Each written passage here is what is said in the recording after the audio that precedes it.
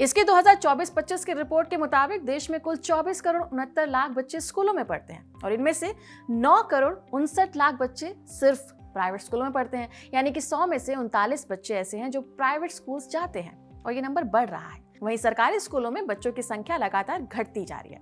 2022-23 में सरकारी स्कूलों में 13 करोड़ 62 लाख बच्चे पढ़ा करते थे और अब 12 करोड़ 16 लाख रह गए। एक प्राइवेट सर्वे के मुताबिक टियर 1 और टियर 2 शहरों के अच्छे प्राइवेट स्कूलों की सालाना फीस आमतौर पर 1 लाख से 40 लाख रुपए के बीच में होती है। ये कम से कम अमाउंट है।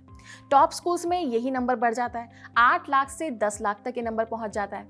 अगर एक बच्चे की फीस 9,12,000 रुपए है तो वो देश के एक औसत व्यक्ति की सालाना कमाई का करीब 4.5 गुना है। मतलब ये कि स्कूल देश की एक बहुत छोटी आबादी के लिए बने हैं। आम मिडिल क्लास परिवार जो 5 से 10 लाख रुपए सालाना कमाता है वो इन स्कूलों के बारे में सोच भी नहीं सकता। एक इकोनॉमिक सर्वे और तमाम कॉर्पोरेट डेटा के हिसाब से पता चलता है कि भारत में आम कर्मचारी की सैलरी सालाना 8 से 10% तक के ही आसपास ही बढ़ती है। यानी कि इंक्रीमेंट जो होता है वो 8 से 10% तक का होता है, कई बार तो इससे कम होता है। यानी कि जिस रफ्तार से सैलरी बढ़ रही है उससे दुगनी और तिगुनी रफ्तार से स्कूल की फीस बढ़ रही है। हर साल ये गैप और बड़ा होता जाता है। लेकिन एक डेटा को देखिए, 2025 में आए नेशनल सैंपल सर्वे के मुताबिक दिल्ली में 10 में से 4 बच्चे यानी कि 40% बच्चे स्कूल के बाद ट्यूशंस पढ़ते हैं। हमने देखा ही है।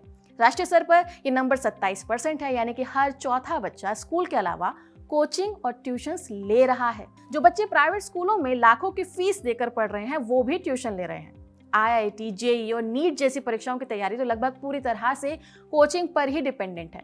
स्कूलों का इसमें बहुत कम योगदान होता है। तो इसका सीधा मतलब ये है कि महंगी फीस देने का मतलब अच्छी शिक्षा की गारंटी तो नहीं है। पेरेंट्स फीस दे भी रहे हैं और कोचिंग का खर्च भी उठा रहे हैं, यानी कि उनको डबल मार पड़ रही है। मेट्रो सिटीज में रहने वाले मिडिल क्लास पेरेंट्स के पास कोई रास्ता बचता ही नहीं है।